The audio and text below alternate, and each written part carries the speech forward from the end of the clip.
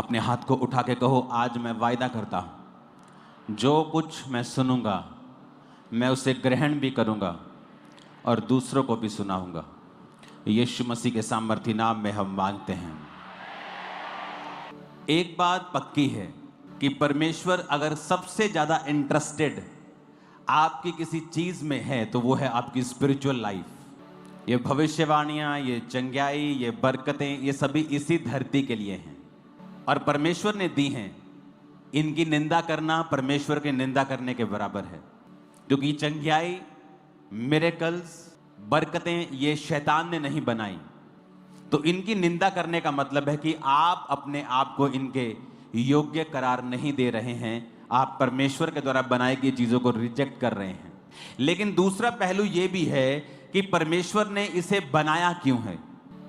वचन ये कहता है कि परमेश्वर ने इसे इसलिए बनाया है कि हम लोग अपनी आत्मिक जिंदगी में और मजबूत हो सकें। क्योंकि अगर किसी को उन चीजों से चंगाई मिली है जो मेडिकल साइंस नहीं कर सकी, जो जड़ी बूटियां नहीं कर सकी, तो उस व्यक्ति का विश्वास परमेश्वर के ऊपर बढ़ जाता है। और जब उस व्यक्ति का विश्वास परमेश्वर के ऊपर बढ़ता है तो उसका आउटकम क्या आता है? उसका रिजल्ट ये आता है कि वो व्यक्ति परमेश्वर के वचन के ऊपर यकीन करने लगता है। तो जो अगर परमेश्वर का वचन किसी चीज को पाप कहता है तो वो उस पाप को छोड़ने लगता है, क्योंकि उसने परमेश्वर की कृपा का स्वाद जो है वो चख लिया है। मैंने अपनी लाइफ में नोटिस किया है, लोगों को लगता है कि जिन चर्चिस में मिरेकल्स नहीं होते, लोग वचन पे ध्यान देते हैं, वो ज्यादा आत्मिक हैं। लेकिन इसके उल्टा है।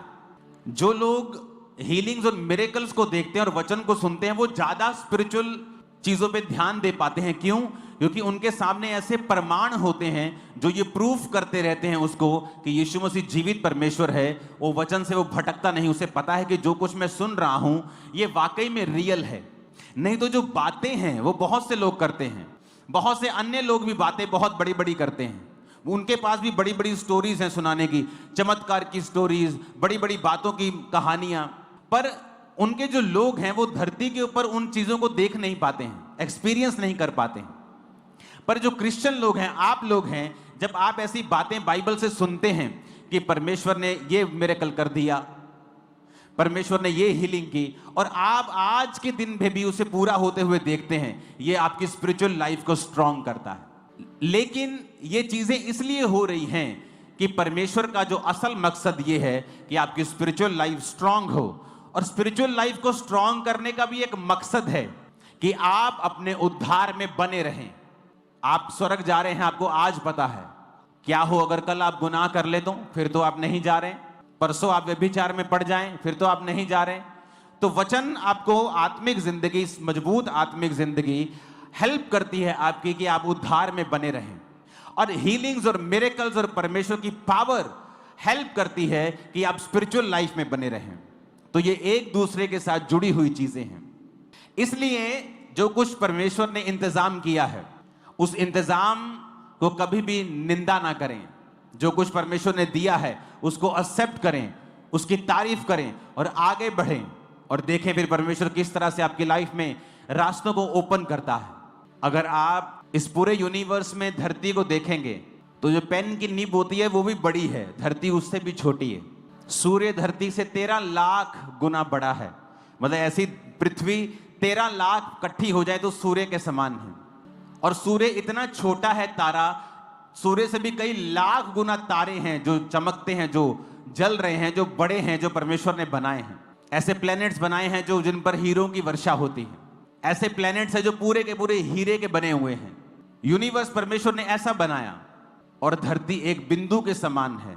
मैं ये क्यों कह रहा हूं कि आपको ये समझ होनी चाहिए कि आपकी लाइफ, आपकी जो जिंदगी है, आप इसे पूरी तरह से समझ नहीं सकते जब तक आप परमेश्वर के कदमों में नहीं आए।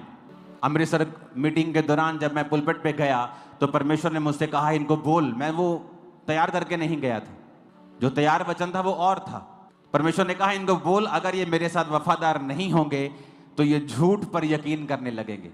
कोई आके बोलेगा भैन जी आ बहुत सोहनी स्कीम है एक, देखियो तुसी इन्ने पैसे लाने तुहाडे इन्ने बन जाने। आप फंस जाएंगे। आप वो काम करेंगे जिनमें आपको फ्यूचर में कर्जे का सामना करना पड़ेगा। आप वो काम करने लगेंगे जो आपको नुकसान करेगा फ्यूचर में। परमेश्वर ने कहा जो लोग मुझसे वफादार नहीं हैं वो झूठ पर यकीन करने लगेंगे। परमेश्वर आपके खिलाफ नहीं होता, लेकिन उसका यह सिस्टम है कि सारी चीजें आपके खिलाफ काम करना शुरू कर देती हैं। जब आपके जीवन में परमेश्वर नहीं होता और चीजें आपके खिलाफ काम करती हैं, फिर कोट्स निकलते हैं। जिंदगी एक संघर्ष है, जिंदगी दुखों से भरी हुई है। फिर वो सारी चीजें निकलेंगी जो परमेश्वर ने नहीं निकाली आपके लिए। वो तो कह रहा है कि जिंदगी एक ब्लेसिंग है, मैंने तुझे दी है, सारे सुख मैंने तेरे लिए बनाए हैं, तुझे क्या करना है, तुझे मेरे साथ चलना है। स्पिरिचुअल लाइफ पे जब आप बढ़ने लगते हैं और आप एक फैसला करते हैं कि आज से मैं परमेश्वर के संग चलूंगा, आप जैसे ये फैसला करते हैं, हो सकता है बाहरी रूप से आपको कोई भी बदलाव कुछ दिनों तक, कुछ महीनों और शायद कुछ सालों तक भी दिखाई ना दे। इसका मतलब ये नहीं है कि परमेश्वर आपके विषय में सोच नहीं रहा या काम नहीं कर रहा है। एक स्टोरी को हम जानते हैं, रूत की। नयोमी, उसका पति। वचन कहता है, जब आप रूत की पुस्तक पढ़ते हैं, कि जब बैतलहम में जब उनके घर में अकाल पड़ा तो वो मोआब देश में चले गए। बैतलहम ऊंचा है, मोआब नीचा है। स्पिरिचुअल मतलब है जब आपकी स्पिरिचुअल, आपकी आत्मिक, आपकी क्रिश्चियन लाइफ में कोई दिक्कत होती है, आप उस दिक्कत को मोआब जाकर, अपनी आत्मा में नीचे जाकर, प्रेयर लाइफ को बंद करके, खुदा के वचन को तोड़कर उस प्रॉब्लम को सॉल्व करने की कोशिश कभी मत करें। बैतलहम का मतलब है रोटी का घर। रोटी के घर में अकाल पड़ गया। कई बार आपकी क्रिश्चियन लाइफ में उल्टा हो जाता है, आप हीलिंग का प्रचार करते करते खुद बीमार हो जाते हैं।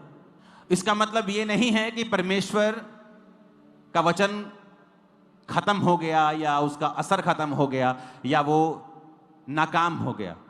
इसका मतलब यह है कि परमेश्वर आपको कुछ सिखाना चाहता है। अब जब वो मोआब देश में चले गए तो उसका पति मर गया। उनको अकल आनी चाहिए थी कि जिस मौत के डर के मारे हमने अपना देश छोड़ा, यहोवा की आराधना करना छोड़ के उस देश में आ गए जिससे परमेश्वर नफरत करता है। वो मोआबी जाति में आ गए जो बाप और बेटी से पैदा हुई थी, जिससे परमेश्वर नफरत करता है। उस जाति में हम आ गए, अपनी आत्मिक जिंदगी को छोड़ दिया, पर समझ नहीं आई। पति मर गया फिर भी समझ नहीं आई। कुछ लोग ढीठ होते हैं, जब परमेश्वर उन्हें सजा देता है वो उसको समझते हैं कि नहीं ये परीक्षा होगी, लेकिन कई बार वो परीक्षा नहीं होती, परमेश्वर उन्हें कुछ दिखाता है। फिर भी वो समझी नहीं, और अब उसके दोनों बेटे मर गए और वो खाली हो गई और सिर्फ अपनी 2 बहुओं के साथ हो गई। और फिर उसे सब समाचार मिला कि तेरा अपना देश बहुत प्रॉस्पर हो रहा है। तो वचन कहता है वो सोचने लगी कि मैं बैतलहम वापस जाऊंगी। जब वापस जाने लगी, दोनों बहुओं को बुला के पूछा कि बेटियों तुम वापस चली जाओ, मेरे पास कोई पुत्र नहीं है कि मैं तुम्हारी दोबारा शादी कर दूं, मेरे पास कोई बेटा नहीं है, ना ही मैं पति करूंगी कि उसका मेरे बच्चे हों और फिर तुम उनसे शादियां करो। क्या उनके सियाने होने तक तुम आशा लगाई रहेगी? तो वापस चली जाओ। तो वचन कहता है जेठानी वापस चली गई, ओपरा वापस चली गई। उसने संसार को चुना, पति के सुख को चुना, पर उसे यह मालूम था कि मेरी सास जीवित परमेश्वर को मानती है। कई बार आप ऐसे क्रिश्चियन घर में चले जाते हैं जो खुद तो परमेश्वर को नहीं मानते होते, जो खुद तो परमेश्वर के खिलाफ हैं, लेकिन एक जन उस घर में ऐसा चला जाता है जिसको पता होता है कि ये परमेश्वर तो जीवित है, लेकिन ये आदमी सारे गड़बड़ हैं, ये नहीं मानते अच्छी तरह से परमेश्वर को, लेकिन जिस परमेश्वर के पास मैं आई हूं ये वाकई जीवित परमेश्वर है। तो रूत ने क्या कहा? रूत कहती मैं तेरे संग चलूंगी, तेरा परमेश्वर मेरा परमेश्वर होगा, मृत्यु के अलावा कोई भी मुझे तुझसे अलग नहीं कर पाएगा, तेरे लोग मेरे लोग, तेरा प्रभु मेरा प्रभु। और जब सास नयोमी ने देखा कि ये जो कह रही है दिल से कह रही है और अपने फैसले पे अडिग है, तो वचन कहता है कि वो मान गई कि ठीक है तू मेरे संग चल। वापस पहुंचे। जैसे वो नगर में वापस पहुंची तो पूरे नगर में वचन कहता है हलचल मच गई। ऐसे ही लिखा है, हलचल मच गई। हलचल मच गई तो लोगों ने कहा देखो नयोमी आई है, नयोमी आई है। और नयोमी ने क्या कहा? मुझे नयोमी ना कहो, मुझे क्या कहो? मुझे मारा कहो। मैं कड़वी होके वापस आई हूं। क्यों कड़वी होके आई हूं? क्योंकि मैंने अपनी स्पिरिचुअल लाइफ पर ध्यान नहीं दिया। मैं अपनी जिंदगी के मसलों को सॉल्व करते करते, मेरा परिवार अपनी जिंदगी के मसलों को सॉल्व करते करते आत्मा के खिलाफ हो गया, वचन के खिलाफ हो गया, संगति के खिलाफ हो गया। और देखो जो कुछ हम पाना चाहते थे खुदा को छोड़ के, हम सब कुछ गवा के आए हैं। और मुझे मारा कहो, उसने कहा, मुझे कड़वी कहो, नयोमी ना कहो, लेकिन एक खूबसूरत चीज थी जो परमेश्वर कर रहा था उस घटना के दौरान भी, क्योंकि वो आपका परमेश्वर प्रेमी परमेश्वर है और वो नहीं चाहता आप नाश। वो आपका परमेश्वर जो खूबसूरती पैदा कर सकता है राख में से भी, सिर्फ आपको मुड़ने की जरूरत है खुदाबंद की ओर।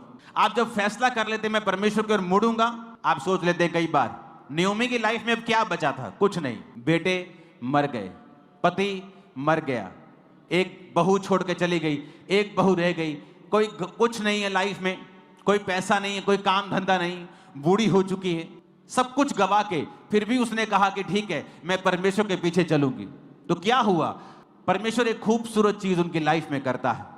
रूत 2 बाप में जो मैंने आपको वचन सुनाया वो 1 बाप का था, अब 2 बाप का 2 अध्याय का सुना रहा हूं। रूत 2 उसकी 2 और 3 आयत में लिखा है, मोआबिन रूत ने नयोमी से कहा, मुझे किसी खेत में जाने दे कि जो मुझ पर अनुग्रह की दृष्टि करके करे, उसके पीछे पीछे मैं सीला बीनती जाऊं। यानी जो खेत में फसल काटते थे तो फसल जो बच जाती है थोड़ी थोड़ी, मैं उसे बीनती जाऊं, उसे उठाती जाऊं। उसने कहा जा, चली जा बेटी। तो नयोमी ने अपनी बहू को कहा जा, क्योंकि वो कटनी के दिन थे तो उसे मालूम था कि कुछ खाने को मिल जाएगा। इसलिए वो जाकर एक खेत में लवने वालों के पीछे बीनने लगी। जिस खेत में वो संयोग से गई थी वो एलीमेलेक के कुटुंबी बोअज का था। अब ये बड़ी ध्यान देने वाली बात है। वचन कहता है यहोवा की आंखें धर्मियों की तरफ लगी रहती हैं और उसकी पलकें तुम्हें नित्य जांचती हैं। हमेशा तुम परमेश्वर की निगाहों के नीचे होते हो और वो तुम्हारी हर एक बात को, तुम्हारे दिल की गहराई को, शैतान तो तुम्हारे शब्दों को जानता है, तुम्हारे दिल को नहीं जानता। जो तुम बोलोगे, जो रिएक्ट करोगे, वो उसको समझ के अपनी प्लानिंग करता है। पर परमेश्वर दिलों और गुर्दों को लिखा जांचने वाला परमेश्वर है। अब यहां पर लिखा वो संयोग से वहां चली गई, कहां? बोअज के खेत में। कौन था बोअज? बोअज नयोमी का एक रिश्तेदार था। और जब किसी के पति, जब किसी का कोई बेटा मर जाता था तो निकट जो रिश्तेदार होता था वो उस लड़की से शादी करके उसके वंश को आगे चलाता था। अब वचन क्या कहता है कि वो संयोग से, जबकि वचन यह कहता है कि इस धरती के ऊपर कुछ भी इत्तेफाक से नहीं होता। अब बड़े ध्यान से समझने वाली बात है, अगर समझ गए ना जीवन सफल हो जाएगा तुम्हारा। अब वचन हम जानते हैं संयोग से कुछ नहीं होता। मिस्री के हाथ बेच दिया गया यूसुफ को, क्या यह संयोग था? नहीं। गड्ढे में फेंका गया, क्या यह संयोग था? नहीं। क्योंकि अगर वो ना जाता गड्ढे में और ना बिकता मिस्र में, वो वहां का प्रधानमंत्री कभी ना बन पाता। बात क्या है बीच की, मैं आपको सीक्रेट बताता हूं। अब जिस खेत में वो गई वो बोअज का था। वो एक अमीर था, धर्मी था। और जब उसे बताया गया, जब उसने पूछा कि ये लड़की कौन है, तो उसे बताया गया कि ये नयोमी की जो तेरी रिश्तेदार है, ये उसकी बहू है। और उसकी दूसरी बहू से छोड़ के चली गई जब उसके बेटे मर गए। पर ये जो बहू है, इसने यहोवा को चुना हुआ है, क्योंकि ये यहोवा परमेश्वर को जानती थी, इसलिए अपनी सास के पीछे चल रही है। तो बोअज उससे बहुत इंप्रेस था कि ये एक भली औरत है। अब वो संयोग से नहीं गई। जब आप प्रभु के साथ वफादार होते हैं, इसलिए तो मैं कहता हूं आपकी बुद्धि, आपकी स्किल, आपका वरदान, आपकी पढ़ाई किसी काम की नहीं अगर आपके जीवन में परमेश्वर नहीं है। तो जब वो प्रभु के साथ वफादार है और अपनी सास के साथ रह रही है, उसे पता है मुझे सास को पालना पड़ेगा, अपने को भी पालना पड़ेगा, शादी वो नहीं कर सकती। अब यहां पे वो खुदा के साथ वफादार है। और देखो संयोग लिखा, बाय चांस, अगर आप इसे इब्रानी में पढ़ेंगे, बाय चांस, कि वो उस खेत में गई जो बोअज का था। और क्या हुआ, उसने आकर अपनी सास को बताया बोअज के बारे में। सास ने कहा ये तो हमारा रिश्तेदार है। जब बात चली शादी की कि बोअज तुझसे शादी कर सकता है अगर वो चाहे, और बोअज से बात चली तो बोअज ने कहा एक और रिश्तेदार है जो मुझसे भी ज्यादा नजदीकी है, उससे बात की गई कि तू उसे छुड़ाना चाहता है, क्या तू उससे शादी भी करेगा अगर नियोमी के सारे कर्जे को तू चुकाएगा? तो उसने मना कर दिया। तो परमेश्वर ने बोअज को और रूत को एक किया और वो दाऊद की परदादी बनी। अब सुनो ध्यान से, जब वो परमेश्वर के साथ वफादार थी तो बाय चांस उस खेत में गई जो बोअज का था। मैंने कहा क्या आपको लगता है कि यह बाय चांस था? जब आप प्रभु के साथ फेथफुल होते हैं, आप उसी रास्ते को चुनोगे जिस रास्ते को परमेश्वर ने आपके लिए चुना होगा। आपके ना जानते हुए भी आप उसी जगह पे जाओगे जो आपकी आशीष के लिए चुनी होगी। ये आपकी पढ़ाई नहीं कर सकती, जबकि मैं खुद एक पढ़ा लिखा इंजीनियर हूं। आपकी अमीरी भी नहीं कर सकती, आपकी चुस्त चालाकी, स्किल, होशियारी भी आपके साथ ये नहीं कर सकती कि आप उसी जगह पे जाएं। संयोग, इत्तेफाक नाम का कोई शब्द नहीं है। जो कुछ होता है परमेश्वर की मर्जी से होता है। ऐसे कैसे हो सकता है? वो कौन सा छोटा सा एरिया था, मोहल्ले की बात हो रही, पूरे शहर की, पूरे देश की, स्टेट की बात हो रही।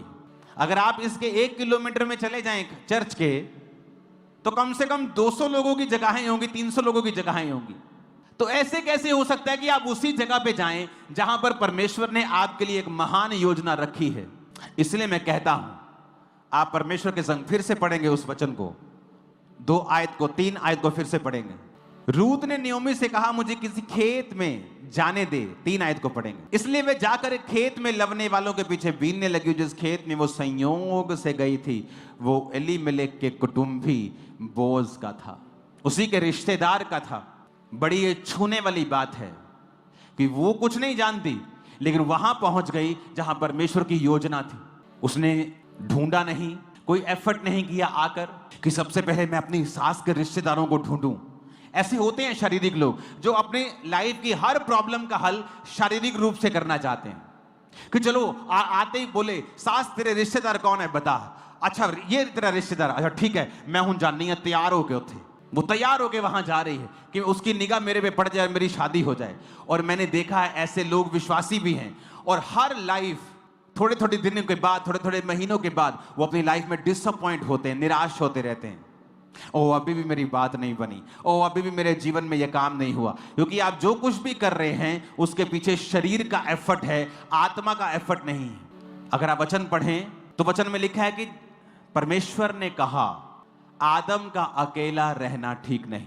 आदम ने नहीं कहा हाय हाय मैं कल्ला, ओए बचाओ मैनू प्रभु जी, ओ प्रभु जी कुछ करो, कुछ कर दे, क्यों नहीं पे कुछ। उसने कुछ नहीं कहा, वो अपने काम में बिजी है। खुदा ने जो काम दिया बिजी है। शाम को परमेश्वर आ रहा है, उसके साथ बात कर रहा है। सुबह वो अपनी अदन के बाग में बिजी है। प्रभु देख रहे हैं यार इसका कोई संगी चाहिए। आदम ने कुछ नहीं कहा, खुदा ने कहा। लेकिन आज का आदम क्या कर रहा है? वो परमेश्वर को बता रहा है तुझे मेरे जीवन में ऐसा करना चाहिए था, तुझे मेरे जीवन में ऐसा करना चाहिए था। आपको क्या लगता है कि आपको आपकी ज्यादा चिंता है कि परमेश्वर को चिंता है? इमेजिन करो आपका 3 साल का बेटा, आपकी 4 साल की बेटी आपके पास आके चिंता करने लगे कि आप ये बिजली का बिल कहां से चुकाएंगे, आप अगले महीने खाना कहां से लेके आएंगे। तो उसका बाप सोचेगा तू मूर्ख है क्या, तू अपना खेल, तो अपना काम कर, पढ़ चल, एंजॉय कर, मैं जानता हूं कैसे क्या करना है। उसी तरह से परमेश्वर है, जब हम अपने मसलों का हल शरीर से करना चाहते हैं। इमेजिन करो जब रूत वहां गई और सबसे पहले ढूंढती, अच्छा रिश्तेदार बता, सास तू मम्मी अपने रिश्तेदार बता कौन है जो मुझसे शादी कर सकता है। बेटा ये रिश्तेदार है, ये बोझ भी है, अच्छा ठीक है मैं तैयार होके जाती हूँ। फुल तैयार होके जा रही, फुल परफ्यूम शर्फ्यूम कपड़े शपड़े डाल के फुल तैयार होकर ही करके आगे आगे जा रही उसकी। यदि निगाह मेरे पे जाए तो मेरा ब्याह हो जाए। कभी भी बोझ की शादी उससे नहीं होती। अगर आप शरीर में उत्साहित हैं, ओ मेरी शादी, ओ मैंने देखे ऐसे लोग मसीह जीवन में क्रिश्चियन होते हुए भी उनको इतना ज्यादा है, हाय हाय मेरा ब्याह, हाय मेरा वीजा। और जितना वो हाय हाय करते हैं उतना वो लेट होता है, और अगर हो जाए उतना ही अनफ्रूटफुल होता है। वहां पे जो पोजीशन देखो, पोजीशन समझनी बहुत जरूरी है। यहां स्पिरिचुअल पोजीशन, स्पिरिचुअल मैं कहां खड़ा हूंगा और मुझे कहां खड़े रहना है। ये सड़क पे से परमेश्वर जा रहे हैं और उस 12 साल की लहू बहने वाली औरत को चंगियाई चाहिए, तो वो यहां खड़ी होगी कि वो पिछले सड़क में खड़ी होगी? यहीं खड़ी होगी कि नहीं? आत्मा में भी पोजीशंस हैं, आत्मा में भी लोकेशन है कि किस लोकेशन पे आप रहेंगे तो वहां पे ही आपकी हीलिंग होगी, वहीं पे बरकत आएगी, वहीं पे आशीष आएगी। अब रूत का ध्यान नहीं है शादी करने में, उसका ध्यान यह है कि जो कुछ हो गया ठीक है, मैं प्रार्थना करूंगी, सास के साथ रहूंगी, काम करूंगी, बस परमेश्वर मुझे मिल गया काफी है। यह उसकी लाइफ का मुद्दा बन चुका है। अगर नहीं होता तो आप जानते हैं जिस दिन वो सीला बीनने के लिए यानी फसल बीनने के लिए वहां पे गई, वो एक आम लेबरर थी, आम मजदूरों की तरह वहां पे गई थी। क्यों? क्योंकि जब उसने आकर बताया कि बोअज ने मुझसे बात की है, कि जब बोअज को उसके बारे में बताया गया तो बोअज ने उसकी प्रशंसा की कि तेरे बारे में मुझे सब बताया गया है कि तू अपने सास और खुदा के साथ तू वफादार रही है। अब ऐसा कर, तू जहां दिल करता है वहां तू बीन और जा और अपने लिए अपनी सास के लिए इकट्ठा कर। अपने नौकरों को बता दिया इसको रोकना मत, इसको तंग मत करना। उसने कहा जहां से ये लोग पानी पीते हैं तू भी वहीं से पानी पीना, और जब ये लोग खाना खाते तुम वही खाना। उसको फेवर दिया उसने, बोअज ने। जब उसको मालूम हुआ कि ये वफादार है, और उसने घर आके बताया कि मैं 22 लीटर आज अनाज लेके आई हूं। 22 लीटर अनाज उसको मिला एक दिन में। अगर वो 10-15 दिन भी लगातार जाती तो पूरे साल का अनाज इकट्ठा कर लेती। तो सास खुश थी, तो उसने सास को बताया कि मुझे बोअज मिला, और सास को मालूम था बोअज कौन है। तो उसने कहा बेटी अब तू जाएगी तो स्नान करके और तेल लगा के तैयार होके जा। इसका मतलब जब वो पहली बार गई थी तो एक लेबरर की तरह, एक आम मजदूर की तरह वो गई। उसके दिल में कुछ नहीं था, और जिस खेत में वो गई थी उसे मालूम भी नहीं था वो कौन सा खेत है, उसे मालूम नहीं था। लेकिन जब आप खुदा के साथ वफादार होते हैं, इस घर को, इस आयत को घरों में लिख के लगा लो, वो ऐसे इवेंट्स करेगा आपके साथ जो आपने अरेंज नहीं किए होंगे पर खुदा ने किए होंगे, और वो इवेंट्स आपकी लाइफ को सदा के लिए पूरी तरह से बदल के रख देंगे। सदा के लिए, सदा के लिए मैं आपको बता रहा हूं। इमेजिन करो अगर अप्रोच उसी रूत की शारीरिक होती। पहले वो पूछती फिरती, अच्छा बोअज का खेत कौन सा है? ओ परे है बोअज। अब मैं तैयार होके जानी, तैयार होके परफ्यूम शर्फ्यूम लगा के अच्छी तरह से जाती, बात करती, ही हु करके उसको इंप्रेस करने की कोशिश करती। वो कभी इंप्रेस ना होता, क्योंकि उसके दिल में ये यहोवा ने डाला था कि वो उसके साथ अब शादी करे, क्योंकि उसको वो औरत भली जान पड़ी, गुड कैरेक्टर की जान पड़ी थी। आप शरीरों से मसले हल करने की कोशिश करते हैं, आप डिसअपॉइंटमेंट्स के साथ डिसअपॉइंटमेंट आप लेते हैं। एक बार मैंने एक बहुत बड़े सेलिब्रिटी को मैसेज किया, मैंने कहा आप जो कर रहे हो ये आपकी लाइफ में फिर से एक निराशा को लेके आएगा। वो मेरी बात को अच्छी तरह से ले नहीं पाया, और फिर उसकी लाइफ में एक निराशा ने जन्म लिया जिसने उसको तोड़ दिया। और मैंने उसको पहले ही बता दिया था कि ऐसा ऐसा आपके साथ होगा, क्योंकि जो आप कर रहे हो ये आपको निराशा की ओर लेके जाएगा, क्योंकि इसमें परमेश्वर का वचन टूट रहा है। और उसके साथ वैसा ही हुआ। उसके बाद थोड़े दिन उसने मुझसे बात नहीं की, क्योंकि लोगों को चाहिए कि वो उनका मनपसंद भविष्यवाणियां उनको दे। पर अगर आप लोगों को राइट वर्ड नहीं देंगे, आप प्रभु के साथ गद्दारी कर रहे हैं। लोग आए या जाएं, आपका वचन करेक्ट होना चाहिए। अब यहां पे क्योंकि जब परमेश्वर का हाथ आपके सिर के ऊपर है, आप चूज ही वही करेंगे। वो रिश्तेदार जिसका कभी मूड नहीं बना आपकी हेल्प करने का, उसका मूड बन जाएगा। आप बोलेंगे ये तो मेरे को लाइक भी नहीं करता था। सडनली कुछ ऐसा होगा जो आपने एक्सपेक्ट नहीं किया होगा, आपकी फाइनेंशियल लाइफ में, स्पिरिचुअल लाइफ में, आपके बच्चों की लाइफ में। और सबसे बड़ा काम जो परमेश्वर आपकी लाइफ में करता है, जब आप खुदा के साथ सही चलते हैं, तो एक नोट कर लेना, वो आपके परिवार में होता है। सबसे बड़ा काम आपकी फैमिली में, बिगेस्ट मिरेकल्स आपकी फैमिली का जो स्वभाव है उसे परमेश्वर चेंज करना शुरू करता है। उत्पत्ति 39 उसकी 2 से 4 आयत को पढ़ेंगे। यूसुफ अपने मिस्री स्वामी के घर में रहता था और यहोवा उसके संग था, इसलिए वह भाग्यवान पुरुष हो गया। यूसुफ के स्वामी ने देखा कि यहोवा उसके संग रहता है और जो काम वह करता है यहोवा उसके हाथ से सफल कर देता है।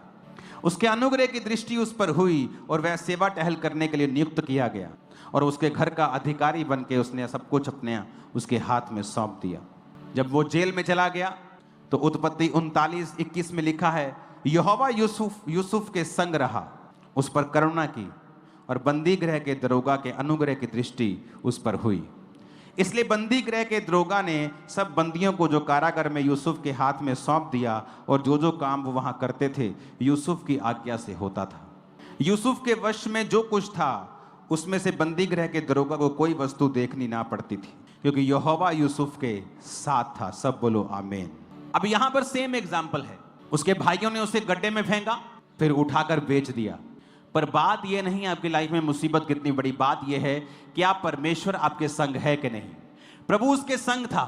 जिस घर में वो नौकर के रूप में गया, उस घर का अधिकारी बनने में उसे सालों नहीं महीनों लगे सिर्फ। क्यों? यहोवा उसके संग था। इसका मतलब क्या है कि वो वचन के संग चल रहा है। अगर आप व्यभिचार में हैं, इसका मतलब यहोवा आपके संग नहीं है, क्योंकि आपने वचन को तोड़ा है। अगर आप चोरी करते हैं, इसका मतलब आप परमेश्वर के संग नहीं हैं। अगर आप मूर्ति पूजा में हैं, आप प्रभु के संग नहीं हैं। आपके बहुत सारे ईश्वर परमेश्वर हैं, आप यहोवा के संग नहीं हैं। यहोवा आपके संग तब तक है जब तक आप परमेश्वर के वचन को जानते और मानते हैं।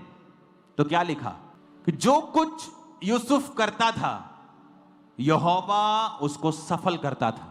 आप प्रचारक हैं, विश्वासी हैं, कुछ भी हैं, अगर आपकी लाइफ में फेलियर्स आ रहे हैं, आप गलत दिशा में हैं। क्योंकि अगर आप यहोवा आपके संग है, कुछ लोगों की आदत होती, वो सेवा नहीं करते, सिर्फ निंदा करते हैं, फलाने की, ढमकाने की, वो वचन की, वो वचन, उन्हें तर्क वितर्क करने का रोग हो गया है। अगर आप उनकी जिंदगियों को पर्सनली जाके देखेंगे तो अपनी लाइफ में हर पहलू में फेल हो चुके हैं।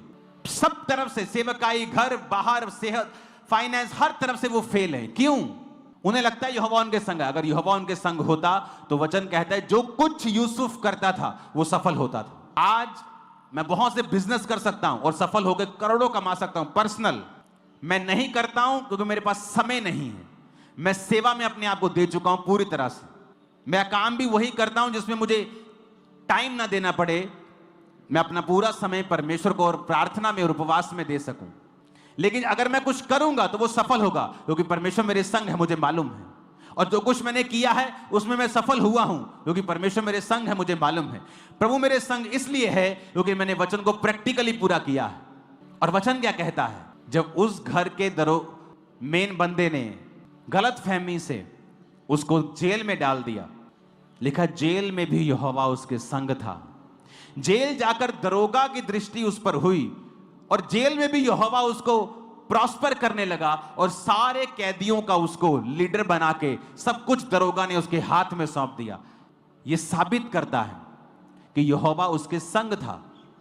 तो प्रॉब्लम यह नहीं है कि आपकी लाइफ में गरीबी है या आपकी लाइफ में संघर्ष है या आपकी लाइफ में किसी खास मसले के ऊपर आप तंग हैं।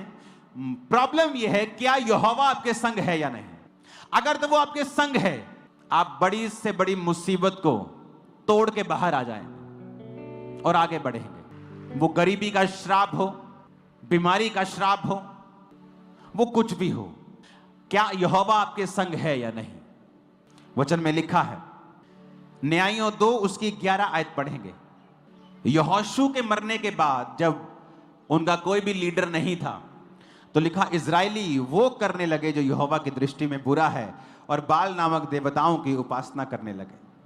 वे अपने पूर्वजों के परमेश्वर यहोवा को जो उन्हें मिस्र से निकाल लाया था त्याग कर प्राय देवताओं की उपासना करने लगे और उन्हें दंडवत किया और यहोवा को गुस्सा दिलाया। 14 आयत में लिखा है, इसलिए यहोवा का कोप इजराइलियों पर भड़का और उसने लुटेरों के हाथ में उन्हें कर दिया। लुटेरे उन्हें लूटने लगे, उन्हें चारों ओर के शत्रुओं के परमेश्वर ने उन्हें अधीन कर दिया। वे अपने शत्रुओं के सामने ठहर ना सके। अब ध्यान से सुनना अगली आयत। मैं चाहता हूं मैं 1 2 3 करूं, आप इसे पूरी चर्च ऊंची आवाज में पढ़ो।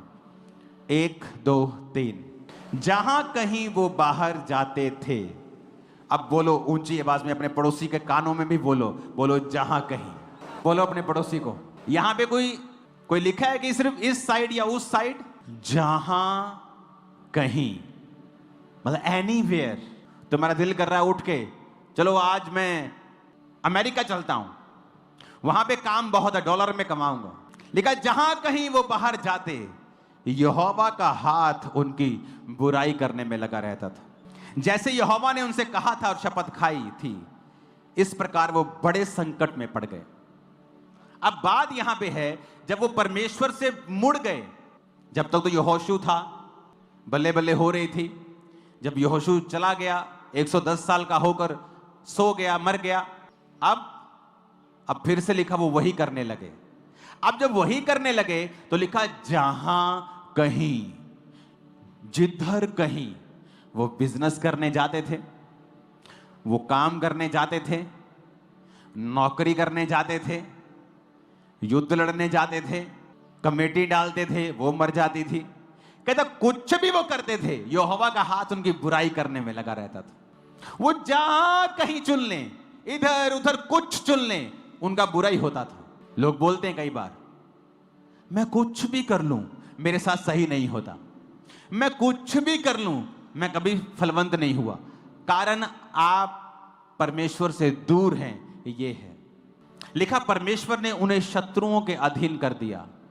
फिर आप शैतान की अधीनगी में चले जाते हैं, शैतान के बंधनों के नीचे, डर के नीचे, बीमारियों के नीचे, कर्जे के नीचे, डिप्रेशन के नीचे।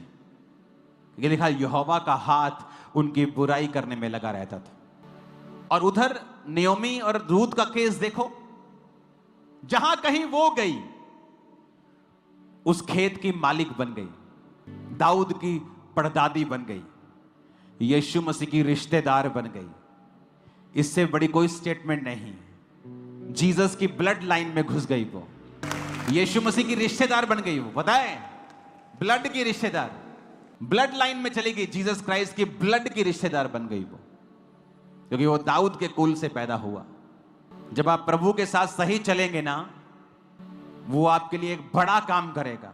और आपको ये भी बता दूं, सडनली से करेगा, एकदम से करेगा, अचानक करेगा, आंखें खुली रह जाएंगी, शैतान की भी, विरोधियों की भी, आपकी भी, कि खुदा ने आपके साथ क्या किया है। आप सीक्रेट भेद समझ रहे हैं कि नहीं समझ रहे, कि आप कुछ भी कर लें, फिर जब आप वचन के खिलाफ हैं, आप कुछ भी कर लें, आप वहां नहीं पहुंच पाए। आप वचन के साथ हैं, यहोवा के साथ हैं, प्रभु के साथ हैं, आप कुछ भी कर लें। सरसरी चली गई खेत में और डर रही थी वहां पे कि दूसरे मजदूर मुझे मारे ना, मुझे भगाए ना, ये ना जानते हुए कि इन खेतों की मैं खुद एक मालकिन बनने वाली हूं कुछ ही दिनों के बाद। एक बड़ा काम मैं भविष्यवाणी करता हूं, आप और आपकी संतान के जीवन में परमेश्वर करने जा रहा है। आपको मालूम नहीं होता, जब आप प्रभु के साथ वफादार होते हैं ना, आपको नहीं पता किस दिन आपका नंबर आएगा और किस दिन एक ऐसी घटना होगी जो आपकी लाइफ को पूरी तरह से बदल देगी। वेट करें, यहोवा की बाट जोहते रहें, उस पर भरोसा रखें। उसने आपको छोड़ा नहीं है, उसकी पलकें नित्य आपको जांचती हैं। वो धर्मी को नित्य देखता है, उसकी पलकें नित्य आपको जांचती हैं।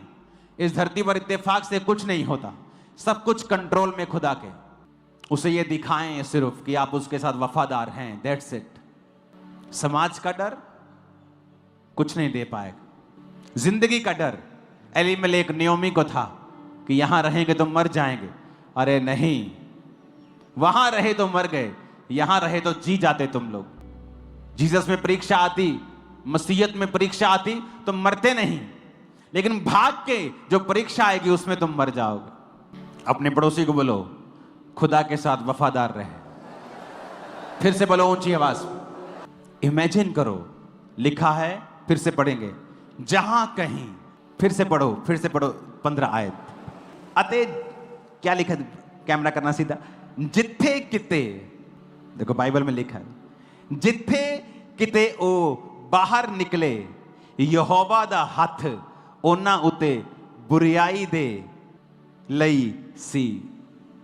जिथे किते ओ बाहर निकले लिखिया, जिथे किते ओ बाहर निकले यहोवा दा हथ ओना उते बुरियाई दे लई सी।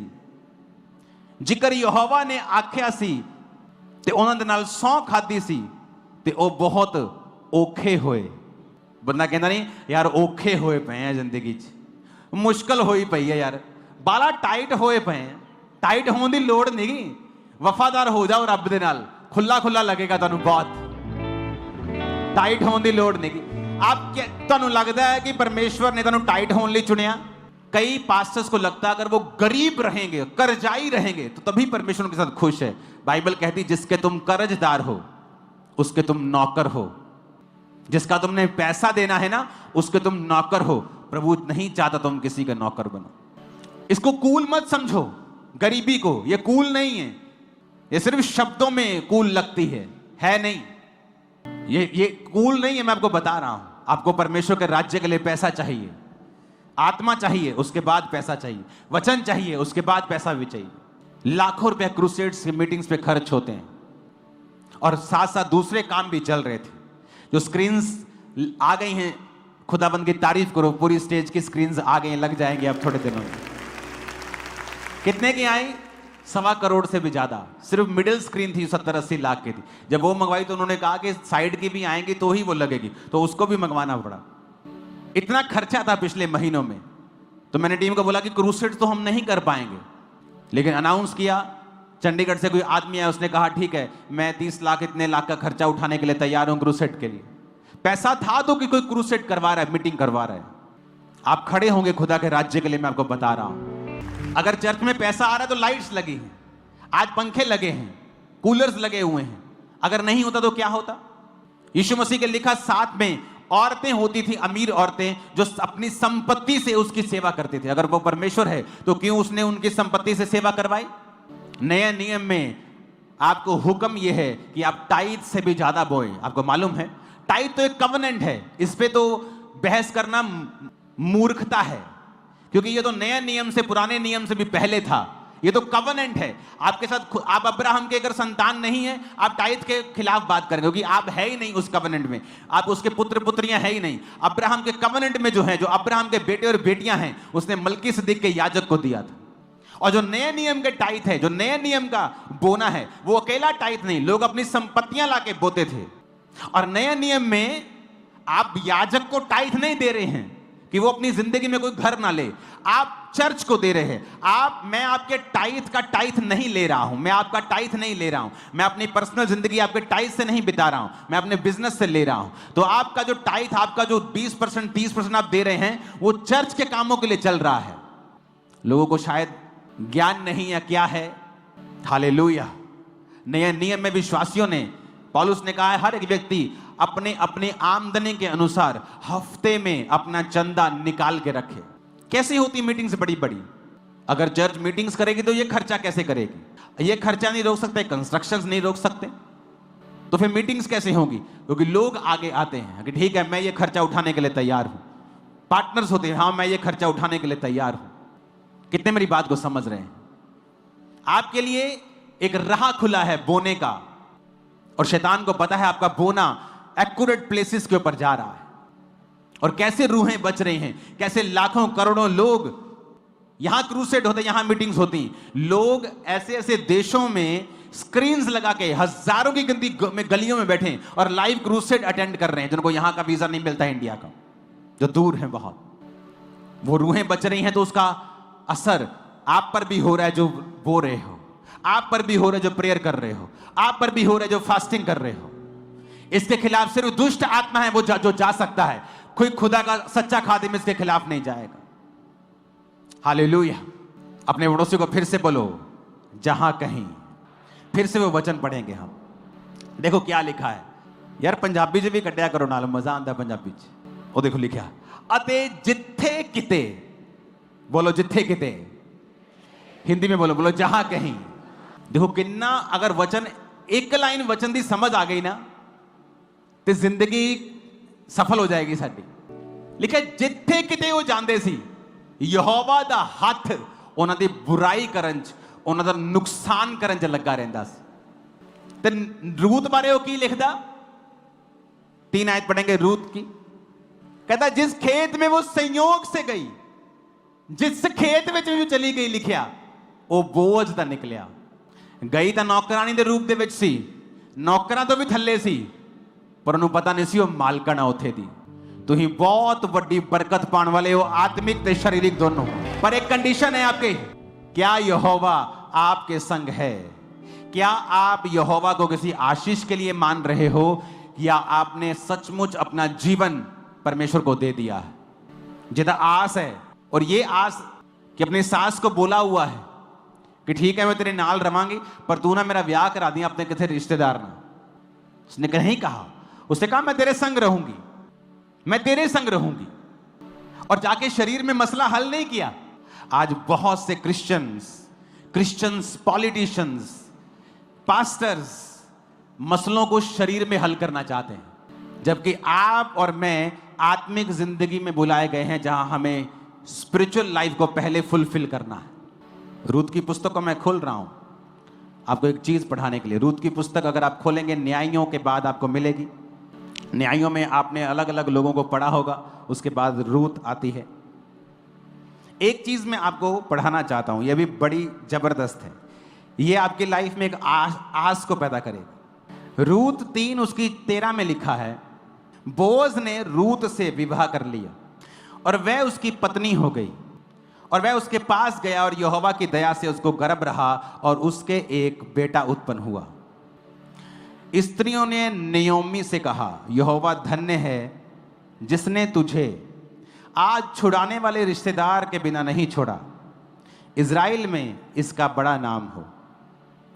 यह तेरे जी में जी लेने आने वाला, तेरे बुढ़ापे में पालने वाला हो, क्योंकि तेरी बहू जो तुझसे प्रेम रखती और 7 बेटों से भी तेरे लिए श्रेष्ठ है, उसी का यह बेटा है। नयोमी उस बच्चे को गोद में उठाकर उसकी धाय का काम करने लगी। उसकी पड़ोसिनों ने यह कहकर नयोमी के एक बेटा उत्पन्न हुआ है, लड़के का नाम ओबेद रखा। यिशै का पिता और दाऊद का दादा वही हुआ। आपने ध्यान से पढ़ा? आपने ध्यान से नहीं पढ़ा। 17 आयत को निकालेंगे फिर से, 17 को पढ़ेंगे फिर से। 17 से पहले 13 को पढ़ेंगे ऊंची आवाज में, 1 2 3 बोलूंगा, ऊंची पढ़ना, ओके? 13 को पढ़ेंगे, 1 2 3, क्वायर पढ़ना इसको। तब बोज ने रूत से विवाह कर लिया। 1 मिनट, दूल्हा कौन भाई? बोलो ऊंची आवाज, बोज। दुल्हन कौन है? रूत। दूल्हा कौन? मैं छटना नहीं तो टीचर है मैं तो आज, जब तक तुम ऊंची आवाज नहीं। दूल्हा कौन? दुल्हन कौन? रूत। 17 एच लिखा, वो पढ़ांगे। और उसकी पड़ोसिनों ने यह कहकर, नायोमी का एक बेटा उत्पन्न हुआ है। पुत्र किदे होया? बेटा किसका? किसको बोल रहा है? बेटा किसके हुआ? पर बेटा किसके हुआ था? रूत के। 13 आयत को फिर से पढ़ेंगे। बोअज ने रूत से विवाह कर लिया और उसकी पत्नी वो हो गई। यहोवा की दया से उसको गर्भ रहा और उसके बेटा उत्पन्न हुआ। पर वो बेटा कहलाया किसका? नयोमी का। क्यों? क्योंकि परमेश्वर ने जो नयोमी से छीन लिया था उसको वापस कर दिया। नयोमी सपने में भी सोच नहीं सकती थी, जब उसका पति मर गया, उसके दोनों बेटे मर गए, कि कहीं फिर से कहीं मेरी जिंदगी आबाद हो जाएगी। अब सामने डिसीजन ले लिया कि मैं यहोवा के साथ वफादार रहूंगी। अब जो हो गया, चलो अपनी जिंदगी बिताते हैं। पर मैं आपको फिर से बताता हूं, परमेश्वर आपकी राख जैसी जिंदगी में से भी एक खूबसूरत जिंदगी पैदा कर सकता है, जो आपकी सोच समझ से परे होगी। आपको वफादार रहना पड़ेगा। वफादार, वो वाला वफादार नहीं, अगर 7 हफ्तों में आशीष नहीं मिली तो कहीं और चली जाऊंगी। बच्चा रूत के हुआ, पड़ोसन कहती तेरे हुआ नयोमी, तेरे पुत्र हुआ, ओबेद नाम रखा। यिशै का डैडी और दाऊद का दादा वही हुआ। क्यों कहा? परमेश्वर जानते हैं। उसका बेटा, वो उसकी धाय का काम करने लगी, उसकी दाई बन गई। वो उसी को पालने लगी, उसी को दूध पिलाने लगी, उसी को पालने लगी, उसी को वो खिलाने लगी, उसी को पिलाने लगी, सब कुछ वो करने लगी उस बच्चे का। पैदा वो रूत से हुआ, कहलाया नयोमी का, क्योंकि परमेश्वर ने उसको गिफ्ट दिया कि तू मेरी स्पिरिचुअल लाइफ में मेरे साथ तू वापिस आई है नयोमी, ये ले, मेरी ओर से तुझे एक गिफ्ट देता हूं जो तुझे कोई नहीं दे सकता था। 7 बेटों से भी उत्तम एक बहू थी रूत, और एक ओबेद नाम का एक बच्चा भी था जो उसका कहलाया। परिवार हो गया कि नहीं पूरा? और कहां से पूरा हुआ? एक राख से। वो भी उसी की गलती की वजह से राख हुआ था। औरत नहीं कह सकती कि मेरे पति ने कर दिया। कि एलीमेलेक ने कहा अगर एक औरत चाहे तो अपने हस्बैंड के डिसीजन को चेंज कर सकती है, अगर वो खुदा का बनाया हुआ डिसीजन नहीं है तो। पर नहीं किया उसने। संसारिक चीजों में बिजी, अपने बेटों में बिजी। पति कह रहे अच्छा कोई बात नहीं, गलत तो लग रहा है लेकिन क्या करें, और सब कुछ गवा के वापिस आई। तो परमेश्वर ने कहा अब तुम मेरे पास आई है, मैं तेरी जिंदगी को फिर से हरा भरा कर दूंगा। अब वो जहां गई, जिस खेत में, वो बोअज का निकला। और यहोवा दूसरी तरफ कहता है इजरायली जब मुझसे फिर कर और परमेश्वर को मानने लगे, तो लिखा यहोवा का हाथ जहां कहीं वहां जाते, जहां कहीं, जिथे किते, जहां कहीं वो जाते थे उनकी बुराई करने में लगा रहता था। तो क्या मैटर करता है? मैटर यह करता है कि मेरी लाइफ में मैं प्रभु के साथ वफादार हूं कि नहीं हूं। मैंने एक्सपीरियंस किया है। संपूर्ण पवित्रताई में चलना शुरू कर दो। संपूर्ण पवित्रताई में, कंप्लीट सिद्धता में आप मैग्नेट बन जाओगे ब्लेसिंग के लिए। आप देखना क्या होता है, आप देखना क्या होता है। खिंची चली जाएंगी आशीषें और सब बरकतें, आत्मिक शारीरिक वो कैसी भी हो आपकी ओर। देखना क्या होता है। सडनली कुछ ऐसा होगा जो आपने डिजाइन नहीं किया होगा, सोचा नहीं होगा। मेरी लाइफ में हुआ है, सेवकाई में हुआ है। ऐसे लोग एंटर करेंगे जो आपका भार उठा लेंगे। बात वफादारी की है। इमेजिन करो आप जहां कहीं जा रहे हैं सफल हो रहे हैं क्योंकि खुदावंद आपके साथ है।